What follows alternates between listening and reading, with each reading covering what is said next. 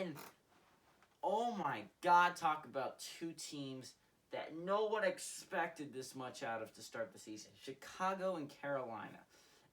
Except for me, who's a legend and picked Chicago to make the playoffs, and everyone who called me stupid, that pick's looking pretty good now, isn't it? I mean, my other pick's not looking so good, but this one is. This one definitely is. I love Chicago, and I honestly think Chicago's going to end up making the playoffs.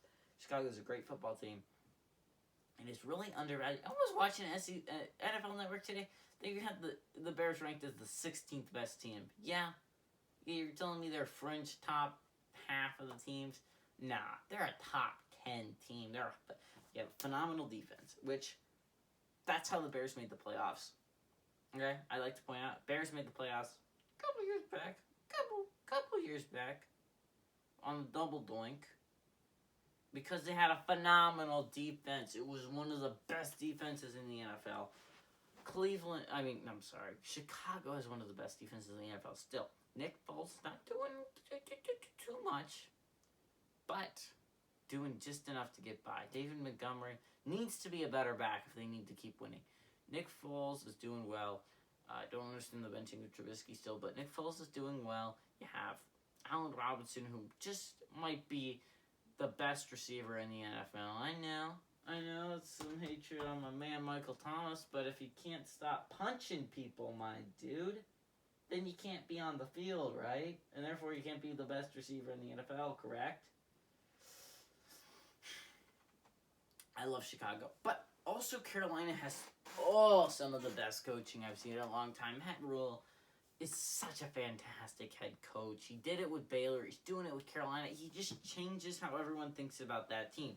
Everyone's like, Baylor? And then in a couple years, it's like, Baylor, that seems really good. Now, we're going Carolina. As we remember, Carolina was bad team last year. Now Carolina's back to being a very good team. And it's because of a lot of reasons. Number one, Matt Rule's coaching. But number two, Teddy Bridgewater's played phenomenal. Lights out. Number three, the running backs since Christian McCaffrey have gotten hurt really stepped well. Mike Davis has looked phenomenal. Really good job by the Carolina backs. Number four, the receiving core. That rhymed. I'm a poet and I didn't even freaking know it. So, Robbie Anderson's another one of those players that have just exploded since he left the Jets, making you think, what were the Jets doing to him that made him look so not good? That's something that's really happening with everyone who leaves the Jets, which everyone should leave the Jets at this point because they're absolutely garbage. But Carolina is favored by one here. This is a very good team. Very good team. But I'm really worried that Brian Birds and your Turgrove Samatos don't suit up for this defense. If they don't suit up for the defense, they're in a lot of trouble. Then they can't generate exactly a great pass rush, and you really need a great pass rush if you want to disrupt Foles. Carolina also doesn't have a great offensive line, which means I think Khalil Mack's just going to tee up against this not great offensive line for Carolina. I think it's going to be a very close game. Teddy Bridgewater's going to keep him in the game, but in the end, I think the Bears' defense and the fact that Foles really comes up.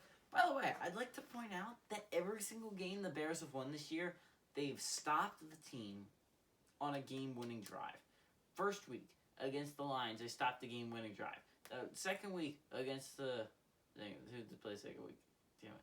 What is it? The Giants? No. Yeah, Giants. Stopped the game-winning drive.